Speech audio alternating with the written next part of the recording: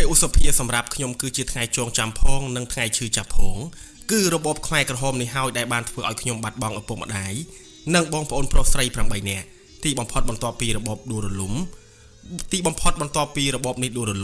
ក្នុងចំណោមគ្រួសារដែលមានសមាជិកចំនួន11នាក់គឺនៅសល់តែខ្ញុំម្នាក់ប៉ុណ្ណោះដែលនៅមានជីវិតទាំងនេះគឺជាការរៀបរាប់ប្រកបដោយក្តីទុក្ខព្រួយរបស់លោកតាអ៊ុនឈៀមដែលបានមកចូលរួមក្នុងវេទិកានៃការចងចាំពីអង្គើប្រឡាច់ពូជសាសន៍ខ្មែរក្រហមនាថ្ងៃទី20ខែឧសភាឆ្នាំ2014នេះជារៀងរាល់ឆ្នាំឈៀមតែងតែចូលរួមក្នុងពិធីបុណ្យនេះ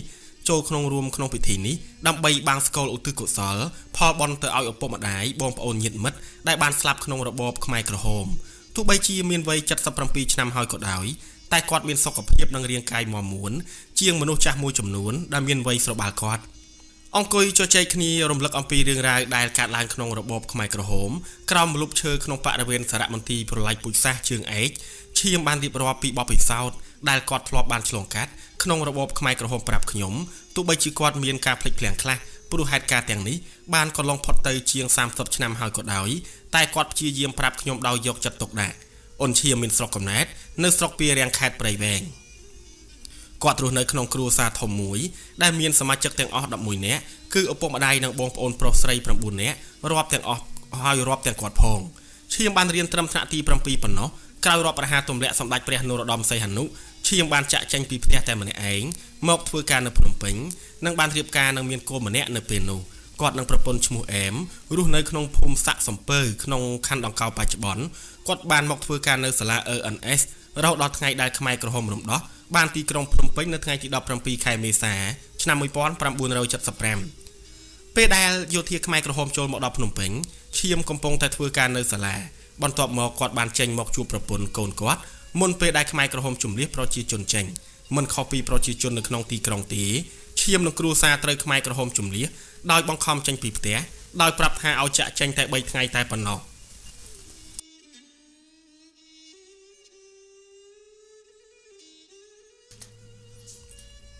ឈៀមនិងគ្រួសារត្រូវខ្មែរក្រហមជំនះទៅខេត្តតាកែវដែលជាទិសដៅដំបូងនៃការចេញដំណើររបស់គ្រួសារគាត់ប៉ុន្តែការជំនះទៅកាន់ខេត្តតាកែវនេះគ្រាន់តែទូរស់នៅបណ្ដោះអាសន្នគឺរយៈពេលត្រឹមតែ 2-3 ខែប៉ុណ្ណោះធ្វើដំណើរដោយថ្មើរជើងជាច្រើនថ្ងៃទីបំផុតគ្រួសាររបស់ឈៀមបានទៅដល់ខេត្តតាកែវដំបងអង្គការមិនទាន់បែងចែកការងារដល់ប្រជាជនទេចំណែកការហូបចុកក៏មិនលំបាកអ្វីដែរគឺអាចហូបចុកជាឯកជនបានហើយប្រជាជនមូលដ្ឋានក៏មិនបានធ្វើបាបអ្វីដល់អ្នកជំនះដែរមិនតែប៉ុណ្ណោះអ្នកភូមិតែងតែផ្ដល់អាហារឬថ្នាំសង្កូវដល់អ្នកជំនះទៀតផង2ខែក្រោយមកឈៀមនិងគ្រួសារព្រមទាំងប្រជាជនមួយចំនួនទៀតត្រូវអង្គការជំនះបន្តតាមរថភ្លើងទៅកាន់ខេត្តបាត់ដំបងមានមនុស្សជាច្រើននៅលើរថភ្លើងតែឈៀមមិនដឹងថាអ្នកទាំងអស់នោះមកពីភូមិស្រុកណាខ្លះទេអំឡុងពេលធ្វើដំណើរតាមផ្លូវខ្មែរក្រហមបានចែកអង្គរឲ្យម្នាក់5កំប៉ុងរួមជាមួយនឹងត្រីងៀតខ្លះដោយនេះឈៀមមានសមាជិក3នាក់គឺទទួលបាន15កំប៉ុងហើយបានដល់កន្លែងដែលមានទឹកខ្មែរក្រហមផ្អាកដំណើរដើម្បីឲ្យអនុញ្ញាតប្រជាជនឈប់ដាំបាយហូបសិនមុននឹងបន្តដំណើរទៅមុខទៀតបន្ទាប់ពីធ្វើដំណើរមួយយប់មួយថ្ងៃឈៀមនិងគ្រួសារបានមកភូមិស្នៃមន់ឈៀមចាំមិនច្បាស់ថាភូមិស្នៃមន់នេះស្ថិតនៅក្នុងឃុំស្រុកអ្វីនោះទេទៅដល់ដំបងអង្គការតម្រូវឲ្យអ្នកទាំងអស់ស្វែងរកទីកន្លែងស្នាក់នៅតាមគ្រួសាររៀងខ្លួនទៅឈៀមបន្តថាគាត់និងគ្រួសារហាក់បីដូចជាមានសំណាងព្រោះគ្រប់ទីកន្លែងដែលគាត់ជំនះទៅដល់សម្រាប់រូបគាត់និងប្រពន្ធមិនសូវលំបាកខ្លាំងនោះទេតែផ្ទុយទៅវិញគាត់ទទួលបានការអាណិតអាសូរស្រឡាញ់ពីកម្មាភិបាលក៏ដូចជាប្រជាជនមូលដ្ឋានទៅវិញចំណែកឯការធ្វើការងារនៅក្នុងកងវិញគឺតែងតែជួបប្រធានកងដែលមានចិត្តល្អនិងមានអធ្យាស្រ័យជានិច្ចនៅពេលទៅដល់ស្នៃមន់អង្គការបានចាត់តាំងឈៀមឲ្យធ្វើការនៅកងដាំបន្លែការរស់នៅស្នៃមន់សម្រាប់ឈៀមនិងគ្រួសារមិនសូវលំបាកនោះទេជាពិសេសការហូបចុកទោះបីជាទទួលរបបអាហារតែ2ពេលក្នុងមួយថ្ងៃមែនពិតតែបានហូបគ្រប់គ្រាន់ដោយពេលខ្លះបាយហើយពេលខ្លះទៀតបបរនិងមានពេលខ្លះមានបង្អែមខ្លះទៀតផងឈៀមនិងគ្រួសារទៅរស់នៅស្នៃមន់បានត្រឹមមួយរយៈប៉ុណ្ណោះក្រោយមកអង្គការបានផ្លាស់គាត់និងគ្រួសារជាមួយនឹងប្រជាជនមួយចំនួនទៀតមកនៅកកោះឈៀមមិនដឹងថាកកោះជាភូមិឬឃុំស្ថិតនៅក្នុងភូមិស្រុកអ្វីទេដឹងត្រឹមតែថាស្ថិតនៅក្នុងខេត្តបាត់ដំបងមកដល់កកោះប្រពន្ធរបស់ឈៀមត្រូវអង្គការចាត់តាំងឲ្យទៅធ្វើការនៅរោងបាយនិងកូនប្រុសរបស់គាត់ដែលមានវ័យប្រហែល6ឆ្នាំធ្វើការនៅក្នុងកងកុមារ ចំណែកឈាមត្រូវអង្គការចាត់តាំងឲ្យមកធ្វើការនៅពេទ្យប៉ុន្តែមិនមែនធ្វើពេទ្យនោះទេព្រោះពេលនោះអង្គភាពពេទ្យអង្គការបានផ្ដល់ដីស្រែ5ហិកតាសម្រាប់ធ្វើស្រែផ្គត់ផ្គង់អង្គភាពខ្លួនហេតុនេះឈាមនិងក្រុម10នាក់ទៀតគឺមាននីតិធ្វើស្រែសម្រាប់អង្គភាពពេទ្យអ្វីដែលប្លែកពីប្រជាជនដទៃកំពុងតែអត់ឃ្លានគឺកងរបស់ឈាមបានហូបចុកគ្រប់គ្រាន់ដោយពេលថ្ងៃត្រង់នារីនៅអង្គភាពពេទ្យយកបាយទៅដល់ស្រែហើយលើសពីនេះទៅទៀតមានបង្អែមហូបក្នុងមួយអាទិត្យ2ដងទៀតផងចំពោះការរស់នៅជាមួយគ្រួសារវិញស្រាប់ពេលដែលប្រជាជនដទៃត្រូវអង្គការបំបែកឲ្យទៅរស់នៅបែកឆ្ងាយពីគ្រួសារនោះឈាមមិនបានរស់នៅបែកពីប្រពន្ធនិងកូននោះទេគឺរៀងរាល់យប់បន្ទាប់ពីសម្រាប់ពីការងារគាត់អាចត្រឡប់មកសម្រាប់ជួបជុំប្រពន្ធកូនវិញ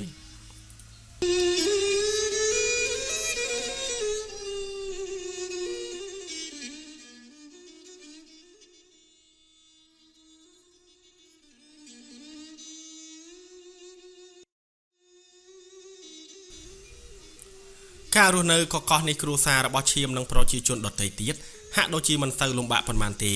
ដោយមានការហូបចុកគ្រប់គ្រាន់ទោះបីជាហូបរួមក៏ពិតមែនតែមានពេលខ្លះមានបាយបបរនិងត្រីងៀតហូបទៀតផងឈាមមិនដឹងថាតើកន្លែងដទៃដូចគាត់ដែរឬយ៉ាងណាទេប៉ុន្តែពេលគាត់ដើរកាត់ការដ្ឋានគាត់សង្កេតឃើញថាប្រជាជនជាច្រើនស្គមស្គាំងសល់តែស្បែកដណ្ដប់ឆ្អឹង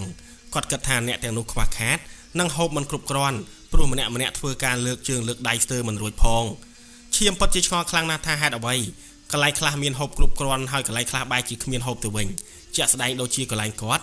ជាក់ស្ដែងដូចជាកន្លែងដែលឈាមរស់នៅនោះទោះបីជាអង្គការចាត់តាំងឲ្យធ្វើការគ្មានពេលសម្រាកកំណត់ច្បាស់លាស់មែនពិតតែការហូបចុកក៏បានគ្រប់គ្រាន់ហើយម៉ោងធ្វើការក៏មិនមានកំណត់ត្រឹមត្រូវនោះទេគឺសម្រាប់បានតែពេលហូបបាយបបរប៉ុណ្ណោះឈាមធ្វើស្រែនៅកកោះរហូតដល់ថ្ងៃដែលកងទ័ពវៀតណាមចូលមករំដោះថ្ងៃមួយពេលដែលឈាមកំពុងធ្វើស្រែ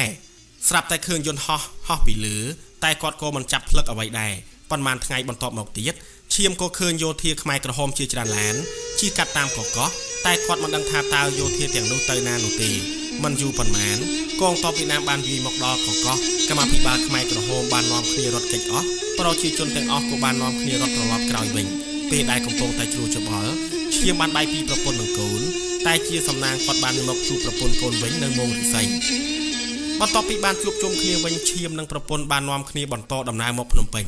មកដល់ភ្នំពេញ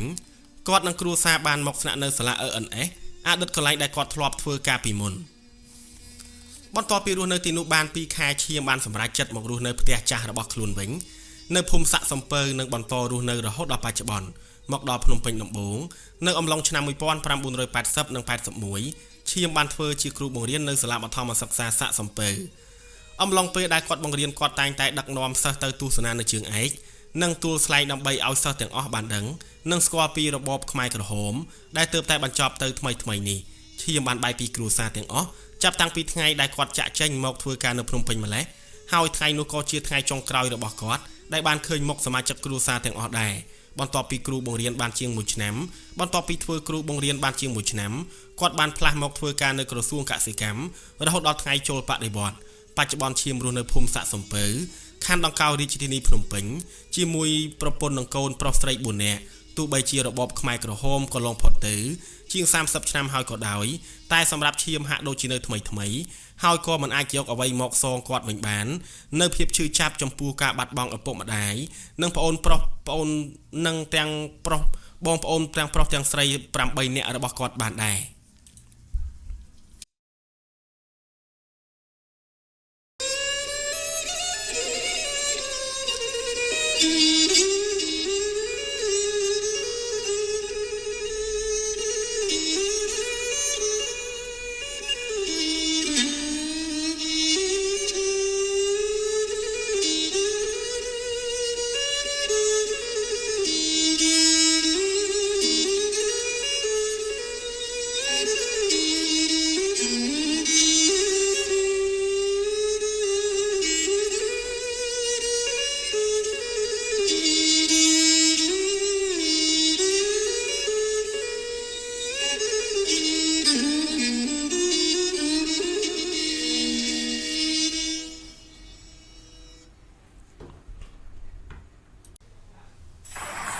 នេះគឺតម្រូវឈ្មោះសាលាខប្រយុទ្ធរបស់ជួបប្រជជនជាវនារីបដិវត្តកម្ពុជា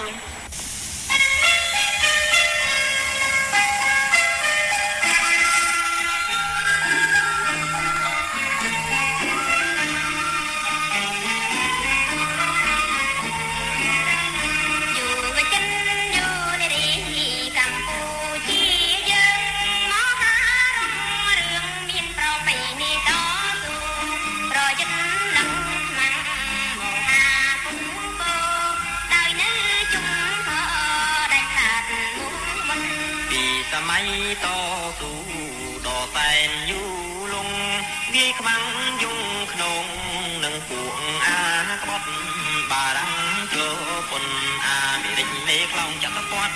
នយោបាយអាវុធប្រយុទ្ធអង្គអាចក្រៃ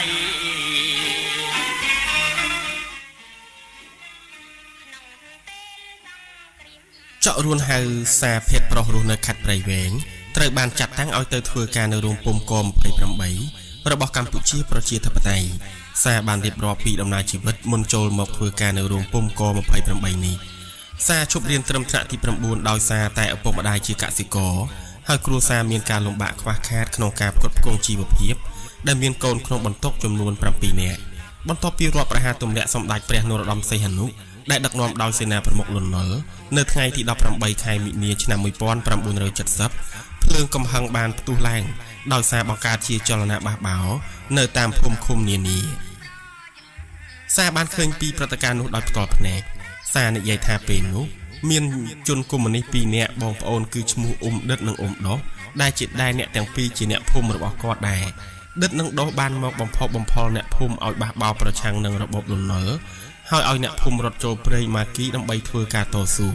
ដិតនឹងដោះបានជិះកង់កាត់ពីភូមិមួយទៅភូមិមួយដោយស្រែកថាស្អែកយើងទៅបាតកម្មប្រឆាំងនឹងលន់នល់ដើម្បីយកសម្ដេចឪមកវិញ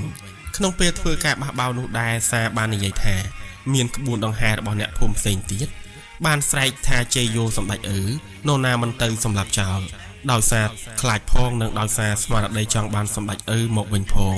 យុវជនយុវនារីនិងអ្នកភូមិជាច្រើនបានចូលរួមក្នុងចលនាបះបោរដោយអ្នកខ្លះកាន់ពូថៅអ្នកខ្លះកាន់ដំបងភ្លើងកំហឹងរបស់ប្រជាជនខ្មែរនៅតែឆេះជាបន្តបន្ទាប់ស្របពេលជាមួយគ្នានោះដែរអ្នកភូមិក៏ទទួលការគៀបសង្កត់ពីរបបលន់នល់ដែរព្រមជាមួយនឹងការទម្លាក់គ្រាប់បែករបស់សហរដ្ឋអាមេរិកផងសារបាននិយាយទៀតថានៅចន្លោះខែឧសភានិងខែមិថុនាឆ្នាំ1970មានការប្រយុទ្ធគ្នាខ្លាំងរវាងយោធាខ្មែរក្រហមនិងទាហានលន់នល់នៅក្នុងស្រុកស្វាយអន្តរជាពិសេសនៅមុខវត្តស្វាយអន្តរតែម្ដងជារៀងរាល់ថ្ងៃសារឮតែស្នូគ្រាប់ផ្លោងនិងគ្រាប់កាំភ្លើងឥតដាច់ក្នុងអំឡុងពេលប្រយុទ្ធគ្នានៅតាមដងផ្លូវមានសភាពស្ងាត់ជ្រងំគ្មាននរណាម្នាក់ហ៊ានចេញពីផ្ទះឡើយតំបន់ភាគច្រើននៅក្នុងខេត្តព្រៃវែងត្រូវបានគ្រប់គ្រងដោយខ្មែរក្រហមតាំងពីឆ្នាំ1971បន្ទាប់ពីខ្មែរក្រហមគ្រប់គ្រងបានហើយក៏មានការរៀបចំចាត់ចែងភូមិឃុំដូចជាការបង្កើតមេក្រុមមេភូមិកងតូចកងនារីឃុំ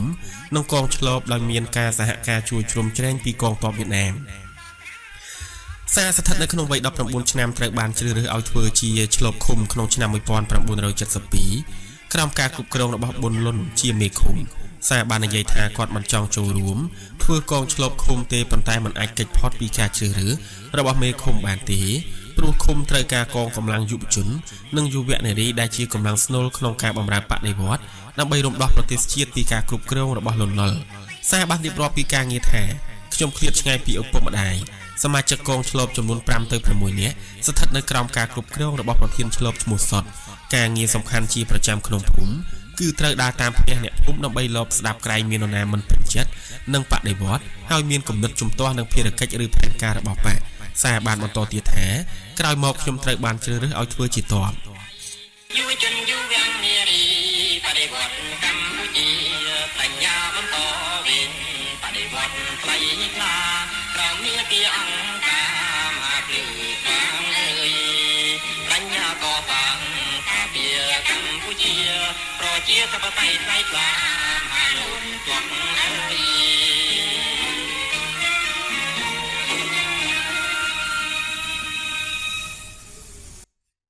ក្រោយពីដែលខ្មែរក្រហមទទួលបានជ័យជំនះលើរបបលន់នល់ឆ្នាំ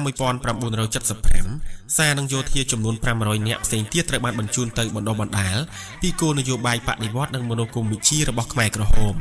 និងវឹកវើពីវិធីសាស្ត្រធ្វើសឹកសង្គ្រាមនៅមន្ទីរស200ស្ថិតនៅក្នុងភូមិពានីឃុំក្តៀងរែងមន្ទីរស200ជាមន្ទីរមជ្ឈិមដែលស្ថិតនៅក្នុងភូមិភាគបូព៌ា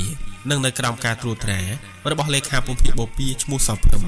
សារនិយាយថាមន្ទីរស200គ្មានអគារឬបន្ទប់សម្រាប់ធ្វើការបណ្ដុះបណ្ដាលឬសម្រាប់កន្លែងសម្រាប់វឹកវើហាត់អ្វីទេគឺម្នាក់ត្រូវហាត់រៀននៅកណ្ដាលវាលនិងនៅក្រោមដើមឈើជាដើមក្រោយមកដោយមើលឃើញថាគាត់ជាមនុស្សធ្លាប់តស៊ូជាមួយនឹងបដិវត្តអស់ជាច្រើនឆ្នាំកន្លងមកសារត្រូវបានចាត់តាំងឲ្យទៅធ្វើការផ្នែកបច្ចេកទេសខាងបោះពុម្ពនៅរោងពុម្ពមន្ទីរក28ក្នុងទីក្រុងភ្នំពេញសារបាននិយាយថារោងពុម្ពមន្ទីរក28មានទីតាំងនៅទល់មុខសន្តាគារកម្ពុជាណាយ៉ា កម្ពុជាយ៉ាណាហើយរោងពុំនេះមានមនុស្សធ្វើការពី40ទៅ50នាក់មកពីគ្រប់ភូមិភាគមកពីគ្រប់ភូមិភាគទាំងអស់អ្នកគ្រប់គ្រងរោងពុំមន្ទីរក28ឈ្មោះយេតែដែលជាអ្នកបង្ហាត់បង្រៀនដល់សារផ្ទាល់ខាងបច្ចេកទេសប្រើប្រាស់ម៉ាស៊ីនបោះពុម្ពហើយគាត់ក៏ទទួលការបង្រៀនពីជនជាតិចិនម្នាក់ទៀតសារនិយាយថាក្នុងឆ្នាំ1978គាត់បានក្លាយជាប្រធានផ្នែកបច្ចេកទេសខាងបោះពុម្ពហើយវិស្វករជនជាតិចិនដែលបានបង្ហាត់បង្រៀនក៏បាត់ឈឹងមិនដឹងទៅទីណាសារបានបញ្ជាក់បន្ថែមទៀតថានៅក្នុងទីក្រុងភ្នំពេញមានរោងពុម្ពចំនួន3គឺរោងពុម្ពមន្ទីរក26រោងពុម្ពមន្ទីរក27និងរោងពុម្ពមន្ទីរក28ដែលរោងពុម្ពទាំង3នេះដឹកនាំដោយយុនយ៉ាតជារដ្ឋមន្ត្រីក្រសួងសិក្សាធិការរោងពុម្ពមន្ទីរក27និងរោងពុម្ពមន្ទីរក28រោងពុម្ពមន្ទីរក28ភាគច្រើនបានបោះពុម្ពលិខិតឆ្លងដែននិងផែនទីរបស់របបកម្ពុជាប្រជាធិបតេយ្យសារនិយាយរៀបរាប់ទៀតថាផែនទីកម្ពុជាប្រជាធិបតេយ្យមាន3ប្រភេទដូចជាផែនទីនយោបាយផែនទីសេដ្ឋកិច្ចនិងផែនទីភូមិសាស្ត្ររដ្ឋបាលទាក់ទងកិច្ចការបោះពុម្ពនិងលិខិតឆ្លងដែនសារធ្លាប់ដឹងថាអៀងសារីបានចេញបញ្ជាឲ្យបោះពុម្ពលិខិតឆ្លងដែនជាច្រើនខ្ញុំនៅចាំបានថាអៀងសារីបានបញ្ជាតាមរយៈក្រសួងសិក្សាធិការឲ្យរោងពុម្ពមន្ទីរក28បោះពុម្ពស៊ុភើជាលិខិតឆ្លងដែនចំនួន 3000 ក្បាលសម្រាប់កម្មាភិបាលខ្មែរក្រហមធ្វើដំណើរទៅប្រទេសក្រៅដើម្បីធ្វើទំនាក់ទំនងជាមួយបរទេសលិខិតឆ្លងដែនរបបខ្មែរក្រហមនៅផ្នែកក្បាលខាងលើមានសរសេរជាភាសាអង់គ្លេសជាមួយនឹងការប្រើប្រាស់និមិត្តសញ្ញារបស់របបកម្ពុជាប្រជាធិបតេយ្យរីឯការបោះពុម្ពផែនទីវិញ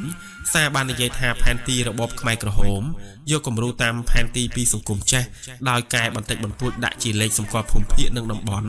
លើខេត្តដែលត្រូវរួមបញ្ចូលតែមួយហើយផែនទីខ្នាតធំមានប្រវែងបណ្ដោយ1ម៉ែត្រទទឹង5តឹកម្យ៉ាងទៀតរោងពុម្ពមន្ទីរក27ជារោងពុម្ពមួយធំជាងគេនៅក្នុងក្រុងភ្នំពេញដែលស្ថិតនៅក្នុងត្បូងផ្សារធំថ្មីសម្រាប់ការបោះពុម្ពជាទស្សនាវដ្តីរូបភាពបង្ហាញពីកសិកម្មរបស់កសិករដូចជាការដកស្ទូងភ្ជួររាស់លើកទំនប់ជីកប្រឡាយស្ថិតក្រោមរបបខ្មែរក្រហមរោងពុម្ពនេះប្រើប្រាស់ម៉ាស៊ីនស្វ័យប្រវត្តិមកពីអាល្លឺម៉ង់ចំណែករោងពុម្ពមន្ទីរក26មានទីតាំងនៅខាងកើតពហុកីឡដ្ឋានជាតិអូឡ িম্প ិកសម្រាប់បោះពុម្ពកាសែតសារព័ត៌មានផ្សាយដំណឹងសំខាន់ដោយប្រើប្រាស់ម៉ាស៊ីនស្វ័យប្រវត្តិមកពីប្រទេសស្វីសសារបន្តថាខ្ញុំឃើញមានសៀវភៅទងបដិវត្តន៍និងសៀវភៅសិក្សាតែរោងពុម្ពមន្ទីរក28មិនបានបោះពុម្ពសៀវភៅទាំងនោះទេចំពោះក្រដាសនិងសម្ភារៈសម្រាប់បោះពុម្ពគឺយករបស់របរដែលនៅសេសសល់ពីសង្គមចាស់ហើយរោងពុម្ពរបស់គាត់មិនដែលទិញក្រដាសថែមទេសារបញ្ជាក់ទៀតថាគាត់ធ្លាប់ឃើញខៀវសំផនមកត្រួតពិនិត្យការងាររោងពុម្ពនៅក្នុងឆ្នាំ1978ក្រៅពីកិច្ចការបោះពុម្ពសារធ្លាប់បានទៅចូលរួមប្រជុំនៅពហុកីឡដ្ឋានជាតិអូឡ িম্প ិកដែលពេលនោះគាត់ឃើញមានមេដឹកនាំខ្មែរក្រហមជាច្រើនរូបចំពោះរឿងម្ហូបអាហារប្រចាំថ្ងៃសារទទួលបានរបបហូបចុក2ពេលក្នុងមួយថ្ងៃចំណែកម៉ោងធ្វើការគាត់ធ្វើការពីម៉ោង7ព្រឹករហូតដល់ម៉ោង11ព្រឹកបន្ទាប់មកចាប់ពីម៉ោង1ដល់ម៉ោង5ល្ងាចដោយជួនកាលគាត់ត្រូវធ្វើការលើសនោះពេលណាមានការងារបោះពុម្ពជាចាំបាច់ទោះបីជាយ៉ាងណាសារនិយាយថាការងារនៅរោងពុម្ពមិនសូវមានភាពជាមមាញឹកប្រហែលទេគាត់ធ្លាប់ទៅចូលរួមការសម្ដែងសិល្បៈនៅរោងមហោស្រពខ្លះដែរទោះបីជាសិល្បៈទាំងនោះមិនមែនជាការកំសាន្តសប្បាយក៏ដោយពេលមានគណៈប្រតិភូអន្តរជាតិមកពីបរទេសដូចជាប្រទេសចិនកូរ៉េនិងប្រទេសភូមាគាត់និងអ្នកផ្សេងទៀតត្រូវបានអញ្ជើញឲ្យទៅទទួលគណៈប្រតិភូទាំងនោះដោយគាត់ត្រូវបានប្រាប់ឲ្យពាក់អាវពណ៌សនិងនៅអាកាសយានដ្ឋានអន្តរជាតិពោធិ៍ចិនតុងក្នុងពិធីនោះខ្ញុំពាក់អាវពណ៌សខោពណ៌កូគី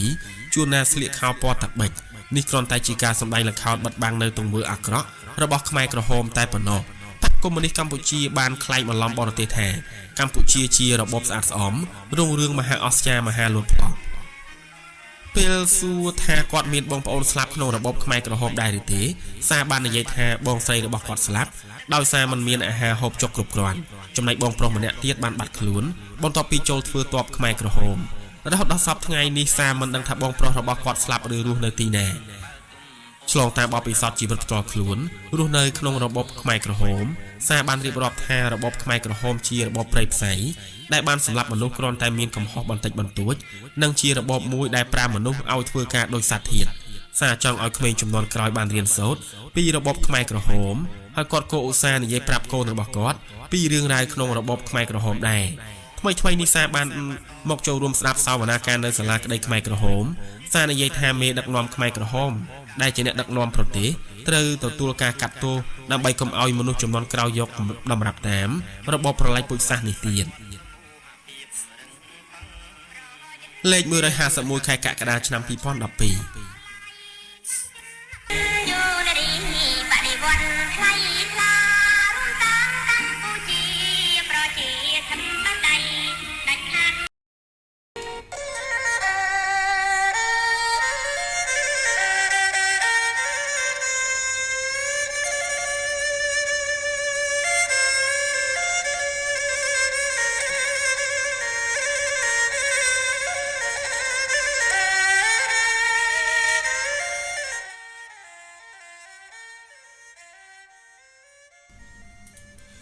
នៅក្នុងវេទិកាបង្រៀនតាក់ទងទៅនឹងការអប់រំអំពីអំពើប្រល័យពូជសាសន៍សឹមកែវត្រីអូជាខ្លាំងដែលសិក្សានុសិស្សក៏ដូចជាប្រជាជននៅក្នុងភូមិរបស់គាត់បានដឹងពីឆាកជីវិតដែលបានឆ្លងកាត់នៅក្នុងរបបខ្មែរក្រហមនិងអារម្មណ៍ដែលបានលាក់ទុកជាយូរមកហើយចាប់តាំងពីរបបនេះដួលរលំកែវនិយាយបណ្ដាយំបណ្ដាពេលនឹកដល់ទង្វើដែលខ្មែរក្រហមប្រព្រឹត្តមកលើគាត់នៅពេលដែលគាត់សន្លប់បាត់ស្មារតីនោះកែវបានរៀនត្រឹមថ្នាក់ទី9នៅសាលាបាក់ទូករួចក៏បានឈប់រៀនព្រោះស្រុកកាត់ចលាចលបន្ទាប់មកកែវក៏បានចូលធ្វើការនៅក្នុងរោងចក្រមួយដែលមានកម្មករសរុបទាំងអស់ប្រហែលជា70ទៅ80នាក់ដោយគាត់បានទទួលប្រាក់កម្រៃ20រៀលក្នុងមួយខែនៅក្នុងឆ្នាំ1968កែវបានរៀបការតាមការរៀបចំរបស់ឪពុកម្ដាយមួយឆ្នាំក្រោយមកកែវសម្រាលបានកូនប្រុសម្នាក់ប៉ុន្តែបានស្លាប់ទៅវិញដោយសារតែការជំងឺនៅក្នុងឆ្នាំ1970គាត់កើតបានកូនស្រីម្នាក់ទៀតនៅឆ្នាំ1973ដោយសារតែមានការប្រយុទ្ធគ្នារវាងកងយោធាខ្មែរក្រហមនឹងលន់នល់យ៉ាងខ្លាំងព្រមទាំងរោងចក្របានបិទទ្វារកែវបានឈប់ធ្វើការរួចត្រឡប់មករស់នៅម្ដុំស្ថានទូតចិនជាមួយនឹងប្តីរបស់គាត់វិញនៅឆ្នាំ1975នៅពេលខ្មែរក្រហមចូលមកកាន់កាប់ទាំងស្រុងគាត់និងក្រុមគ្រួសារត្រូវបានជម្លៀសឲ្យទៅរស់នៅបឹងស្នោរស់នៅទីនោះបានមួយខែគាត់ត្រូវបានជម្លៀសបន្តឲ្យមករស់នៅតាមដងទន្លេវិញដោយសារនឹកស្រុកកំណើតខ្លាំងពេកគ្រួសាររបស់កែវក៏នាំគ្នាលួចធ្វើដំណើរត្រឡប់មកវិញដោយប្តីរបស់គាត់ធ្វើក្បូនមួយឲ្យគាត់កូន3នាក់និងប្តីរបស់គាត់ជិះលើក្បូននោះចំណែកប្តីគាត់រុញក្បូននោះមករហូតមកដល់ត្រើយនៅពេលទៅដល់វត្តមួយខ្មែរក្រហមបានចាត់តាំងឲ្យគាត់កិនស្រូវនិងធ្វើស្រែចំណែកកូនរបស់គាត់ដែលនៅបៅដោះត្រូវបញ្ជូនឲ្យទៅនៅកងយាយមើលថែទាំនិងកូន2នាក់ទៀតទុកចោលនៅផ្ទះដោយសារតែការធ្វើការហត់នឿយនោះនិងហូបមិនគ្រប់គ្រាន់មួយរយៈក្រោយមកម្ដាយរបស់គាត់ក៏កើតជំងឺហើមរហូតបញ្ជូនទៅសម្រាប់ព្យាបាលនៅឯមន្ទីរពេទ្យពេលនោះកែវក៏មិនដឹងថាម្ដាយរបស់គាត់សម្រាប់នៅមន្ទីរពេទ្យណាដែរព្រោះពេលសួរទៅអង្គការតែងតែប្រាប់ថាយកទៅពេទ្យហើយយកទៅពេទ្យលើហើយរហូតដល់បច្ចុប្បន្ននេះគាត់មិនដឹងថាម្ដាយគាត់ស្លាប់នៅទីណាទេក្រោយមកកែវបានទទួលដំណឹងពីអ្នកធ្វើការក្នុងកងជាមួយគ្នាថាម្ដាយរបស់គាត់បានសុំអំបិលខ្មែរក្រហមហូបដោយសារតែខឹងនឹងខ្មែរក្រហមដែលបដិសេធមិនអោយអំបិលម្ដាយរបស់គាត់ក៏និយាយទៅបុគ្គលិកពេទ្យថាពេទ្យអីក៏ចិត្តអាក្រក់សាហាវខូខើម្លេះការដែលហ៊ានរអ៊ូបែបនេះខ្មែរក្រហមក៏បានសម្លាប់គាត់ដោយចាក់ទឹកចូលក្នុងខ្លួនរបស់គាត់ក្រោយពីម្ដាយរបស់កែវស្លាប់មិនទាន់បានប្រមាណផងកូនរបស់គាត់ក៏ស្លាប់ទៀតនៅសល់តែកូនស្រីម្នាក់ប៉ុណ្ណោះកែវបានរៀបរាប់ឲ្យដឹងថាកូនស្រីនោះគាត់គ្មានសង្ឃឹមថានឹងបានរស់ទេព្រោះពេលដែលក្អកម្ដងចេញសុទ្ធតែឈាមខ្មែរក្រហមបានឲ្យថ្នាំអាចទន់សាយទៅកូនរបស់កែវលាបប៉ុន្តែថ្នាំទាំងនោះមិនបានជួយអ្វីទាំងអស់ក្រោយមកយាយដែលនៅកងជាមួយគាត់បានប្រាប់ឲ្យគាត់យកស្ករឲ្យហូបទើបបានជាសះស្បើយនៅចុងឆ្នាំ1976ក្រុមគ្រួសាររបស់កែវស្រាប់តែចង់ធ្វើដំណើរទៅរស់នៅតំបន់33វិញដោយសារតែតំបន់33ទទួលបាន140គ្រួសារដែលអនុញ្ញាតឲ្យរស់នៅតំបន់នេះហើយដូច្នេះឆ្លប់ខ្មែរក្រហមបានបដិសេធមិនទទួលគ្រួសាររបស់គាត់ឲ្យទៅរស់នៅទេត្រូវតែបញ្ជូនគ្រួសារគាត់ឲ្យមករស់នៅតំបន់25វិញពេលដែលធ្វើដំណើរត្រឡប់មកកងវិញមេកងក៏បានយកគាត់ប្តីនិងកូនយកទៅដាក់គុកដោយចោទថាដើរសេរីគ្មានច្បាប់អនុញ្ញាតពេលនោះកែវមានអារម្មណ៍ភ័យខ្លាចយ៉ាងខ្លាំងព្រោះមិនដឹងខ្មែរក្រហមសម្លាប់គាត់ឬធ្វើទារុណកម្មគាត់បែបណានោះទេកែវបានរៀបរាប់ឲ្យដឹងថាគុកនោះមានលក្ខណៈជាផ្ទះក្បឿងមួយងងឹតឈឹងគ្មានពន្លឺថ្ងៃទេដោយអាចមើលឃើញគ្នាតែព្រាលប៉ុណ្ណោះពេលថ្ងៃកែវត្រូវបានចាត់តាំងឲ្យចេញមកខាងក្រៅដើម្បីដាំខ្ទឹមក្រហមចំណែកប្តីគាត់ត្រូវដាក់ច្រវាក់ជើងបណ្ដាចេញទៅធ្វើការតាំងពីព្រឹកព្រលឹមក្នុងចំណោមអ្នកទោសប្រហែលជា38ទៅ40នាក់ដែលភាគច្រើនត្រូវបានដាក់ច្រវាក់ជើងកែវជាអ្នកទោសសំណាងជាងគេព្រោះរយៈពេល10ថ្ងៃក្រោយមកគាត់ត្រូវបានដោះលែងឲ្យមានសេរីភាពដោយសារតែគាត់ខិតខំធ្វើការបម្រើអង្គការទោះបីជាការងារធ្ ធ្ងើបែបណាដែលស្ត្រីធម្មតាមិនអាចធ្វើបានក៏ដោយប៉ុន្តែការខិតខំនេះបានត្រឹមតែឲ្យគាត់រួចខ្លួនប៉ុណ្ណោះចំណែកប្តីរបស់គាត់នៅជាប់ឃុំដដែលដោយសារតែមូលហេតុនេះកែវមិនព្រមចាក់ចេញពីគុកទេថែមទាំងតវ៉ាជាមួយប្រធានកងទៀតថាទោះកំហុសនេះដាក់លើប្តីខ្ញុំអត់បានទេព្រោះខ្ញុំជាអ្នកនាំប្តីរបស់ខ្ញុំរត់ប្រសិនបើចង់ធ្វើទោសពេកអីសូមធ្វើមកលើខ្ញុំចោលទោះបីជាតវ៉ាយ៉ាងណាក៏ដោយប្រធានកងបានឆ្លើយថាមិត្តឯងមិនបាច់តវ៉ាទេសហគមន៍មិត្តឯងទទួលស្គាល់ឲ្យមិត្តឯងចេញទៅកុំឲ្យមានបញ្ហាអីដោយមិនដឹងធ្វើយ៉ាងណាដើម្បីឲ្យគាត់ត្រឡប់ទៅកងវិញកងឆ្លប់តូចបានចាប់កូនតូចរបស់គាត់យកទៅដាក់សហគមន៍វិញកែវមានការពិបាកជាខ្លាំងព្រោះមកខាងកូននិងមកខាងទៀតប្តីបន្ទាប់មកគាត់សម្រេចចិត្តបោះបង់ចោលប្តីសិនរួចត្រឡប់ទៅរកកូននៅសហគមន៍រយៈពេល5ថ្ងៃក្រោយមកទៀតប្តីរបស់គាត់ត្រូវបានដោះលែងដែររស់នៅជាមួយគ្នាបានមួយរយៈអង្គការបានបំបែកកែវនិងប្តីឲ្យនឹងកូនឲ្យទៅធ្វើការផ្សេងពីគ្នាកែវបានរៀបរាប់ទាំងទឹកមុខស្រងត់ស្រងាត់ថាចាប់តាំងពីប្តីរបស់ខ្ញុំត្រូវបញ្ជូនឲ្យទៅធ្វើការនៅតំបន់ឆ្ងាយខ្ញុំមិនដែលបានទទួលដំណឹងពីគាត់ឡើយខ្ញុំបានជាយាមសួរប្រធានកងថាតើស្នាប្តីខ្ញុំរបស់ខ្ញុំទៅណាដែរប៉ុន្តែចម្លើយដែលទទួលបានគឺស្នាទៅកាច់ពោតនៅបឹងខ្សាកយកទៅសម្លាប់ក្រោយមកកែវបានដឹងដំណឹងតាមរយៈមិត្តភ័ក្តិរបស់គាត់ដែលជាប់គុកនៅគុកសង្ឃទន្លេបាទីបានប្រាប់គាត់ថា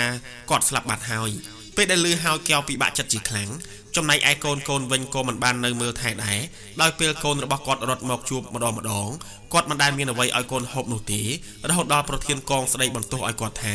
ចុះមិនឯងមិនគិតរកបាយឲ្យកូនហូបផងដោយសារតែចង់ឲ្យអង្គការទុកចិត្តកែវបានឆ្លើយថាទោះបីខ្ញុំជាម្ដាយបង្កើតរបស់វាមិនពិតតែកូននេះជាកូនរបស់អង្គការប្រសិនបើខ្ញុំហ៊ានលួចបាយឲ្យកូនរបស់អង្គការខ្ញុំនឹងមានទោសជាក់ជាមិនខានខ្ញុំធ្វើបែបនេះគឺដើម្បីឲ្យកូនរបស់អង្គការល្អខ្ញុំចង់ឲ្យកូនរបស់អង្គការទៅអង្គភាពវិញ